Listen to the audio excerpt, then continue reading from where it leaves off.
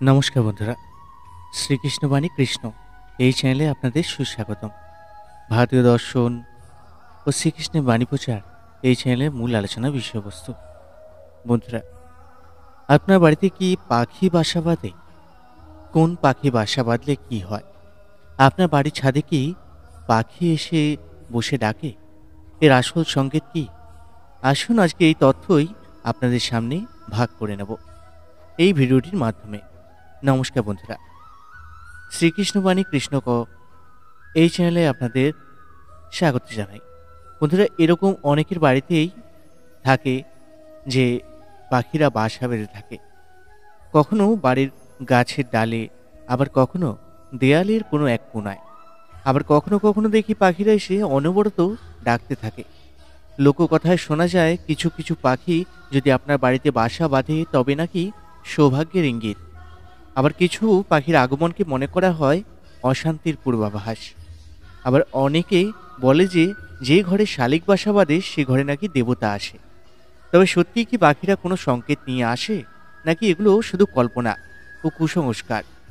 আপনার বাড়িতে যদি পাখি বাসা বাঁধে তাহলে আপনাকে কি ভাবতে হবে? আশীর্বাদ নাকি সতর্ক বার্তা? চলুন এগুলো সম্পর্কেই জেনে নেওয়া যাক এই ভিডিওটির মাধ্যমে।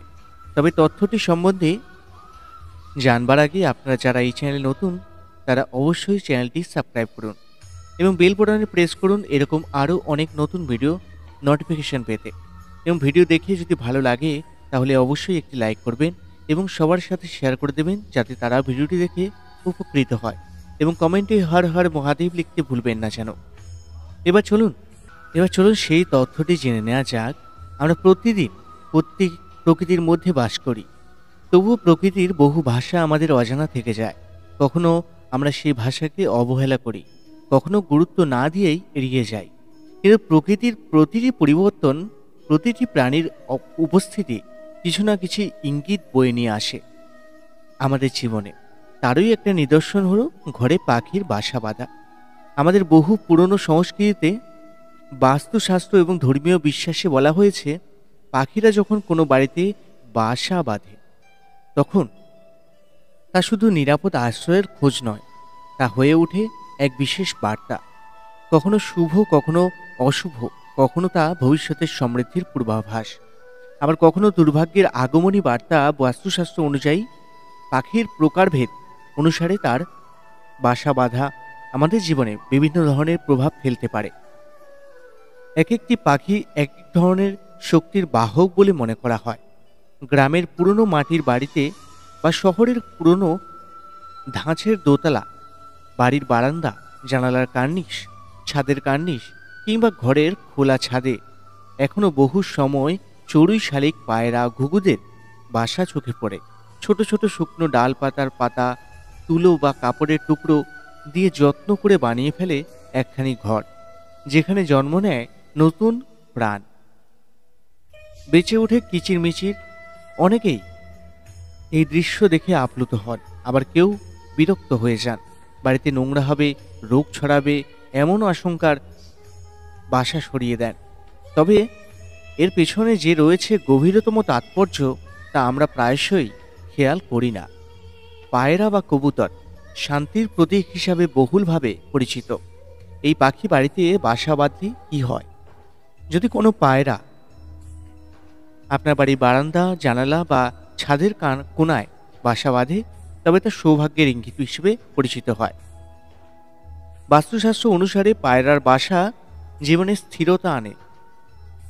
কোনো গুরুত্বপূর্ণ কাজ যদি আটকে গিয়ে থাকে, কর্মক্ষেত্রে বারবার বাধা আসতে থাকে, এমনকি আর্থিক দিক থেকেও যদি অনিশ্চয়তা থাকে, তাহলে এই পাখির বাসা আপনার সেই সব সমস্যা দূর করে দেবে।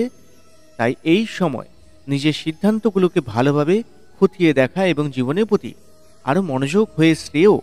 এই ছোট্ট পাখিটি শুধুমাত্র প্রকৃতিরই নয়, বাস্তুশাস্ত্রেরও আশীর্বাদ প্রতীক বলা হয়। যদি চড়ুই পাখি আপনার বাড়ির বারান্দা, জানালা বা ছাদের পূর্ব দিকে বাসা তৈরি করে তবে এটি অত্যন্ত শুভ লক্ষণ। এটি ইঙ্গিত করে দেবী লক্ষ্মী আপনার বাড়িতে প্রবেশ করতে চলেছে।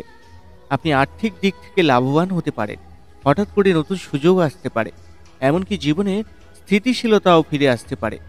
এছাড়াও পরিবারের মধ্যে আনন্দ ও সম্পর্ক সুন্দর সম্পর্ক উন্নতিও এই সময় লক্ষ্য করা যায়। মৌমাছি বা মৌচাক। প্রকৃতিতে মৌমাছিরা শ্রম ও শৃঙ্খলার প্রতীক হলেও বাস্তুশাস্ত্রের এই বাসা খুব একটা শুভ প্রতীক নয়। এটি হতে পারে অর্থনৈতিক চাপ, মানসিক অস্থিরতা, পরিবারের ঝগড়া, অশান্তির সূচনা। বিশেষ করে এই সময় নতুন উদ্যোগ শুরু করার আগে সাবধানতা অবলম্বন করা বাঞ্ছনীয়। তবে বেশিরভাগ ক্ষেত্রেই দেখা যায় মৌমাছি বা মৌচাকের বাসা যদি বাড়িতে হয় তাহলে তা ভেঙে দেওয়া হয়। সুরক্ষার্থেই এটি বেশিরভাগ সময় করা হয়ে থাকে। তবে আমাদের উচিত বাসা বাস- বাসা শুরুর প্রথম দিকেই এটি ভেঙে দেওয়া। বাদুড় এই প্রাণীকে অন্ধকার, রহস্যের প্রতীক বলে ধরা হয়। বাস্তুশাস্ত্রে বলা হয়েছে হঠাৎ যদি কোনো বাদুড় আপনার বাড়িতে প্রবেশ করে ও বাসা বাঁধে তবে সেটি অত্যন্ত অশুভ সংকেত। হঠাৎ যদি কোনো বাদুড় আপনার ঘরের ভিতরে বাসা বাঁধে তবে এটি অত্যন্ত অশুভ সংকেত বলে বিবেচিত করা হয়। এটি জীবনে কোনো বিপর্যয়, দুর্ঘটনা বা শোকের আগমনের প্রভাস হতে পারে। তবে বাদুড় যদি আপনার বাড়ির ছাদে বা গাছে বাসা বাঁধে তবে এই ক্ষেত্রে এটিকে শুভ সংকেত বলা হয়ে থাকে। ঘরের মধ্যে যদি বাসা বাঁধে তবে নিজেকে আত্মিকভাবে শক্ত রাখা, সতর্ক রাখা এবং ঈশ্বরের প্রতি বিশ্বাস জাগ্রত রাখাই শ্রেয়। এসব ইঙ্গিত পাশাপাশি একটি জিনিস মনে রাখা জরুরি, প্রকৃতি সবসময় আমাদের সঙ্গে কথোপকথন চালিয়ে যায়। কখনো তা বাতাসের শব্দে, কখনো পাখির আগমনে, আবার কখনো প্রাণীর আচরণে। বাস্তুশাস্ত্র এসব প্রতীককে অর্থ দিয়েছে, আমাদের উপলব্ধির জন্য একটি কাঠামো তৈরি করেছে। কিন্তু এই কাঠামো বুঝে নিতে গেলে আমাদের চাই অন্তর্দৃষ্টি, ধৈর্য এবং প্রকৃতির প্রতি গভীর শ্রদ্ধাবোধ। পাখিরা আমাদের ঘরে আসে বলেই শুধু আমরা তাদের দিকে নজর দিই না, ওরা আসে কারণ তারা কোনো বার্তা নিয়ে আসে। আপনি সেই বার্তা বুঝতে পারলে হয়তো নিজের জীবনে এক নতুন মোড় আনতে পারেন। তাই পরের বার যদি কোনো পাখি আপনার বাড়িতে বাসা বাঁধে বিরক্ত না হয়ে একটু চুপ করে দাঁড়ান, তাকিয়ে দেখুন, অনুভব করুন, কারণ সৃষ্টিকর্তা হয়তো তার ভাষা আপনাকে ওই পাখির ডানার শব্দেই শোনাতে চাইছে। পাখির ভাষা শুধু একখানি ডালপালার আশ্রয় নয়, সেটি হতে পারে আপনার জীবনের এক নতুন অধ্যায়ের সূচনা। তাই সেই অধ্যায় শুরু হওয়ার আগে তার ভাষা শিখে নিন, তাতে আপনার ভবিষ্যতের পথ আরও স্পষ্ট হতে পারে। আপনার বাড়িতে যদি প্রতিদিন এসে কোনো পাখি ডাকে তবে এটিকেও অত্যন্ত শুভ বলে মনে করা হয়। যদি আপনার বাড়িতে এসে পাখি ডাকা শুরু করে তাহলে আপনি অবশ্যই তাদেরকে কিছু খেতে দিন, এতে তারা খুশি হয়ে আপনাকে আশীর্বাদ করবে। এতে আপনার জীবনের শুভ অশুভ জিনিস কেটে যাবে। তাই ভুল করেও পাখিদের খালি মুখে বাড়ি ফেরাবেন না। নমস্কার বন্ধুরা, শ্রীকৃষ্ণবাণী কৃষ্ণ এই চ্যানেলে আপনাদের অনেক অনেক ধন্যবাদ ভিডিওটি দেখার জন্য।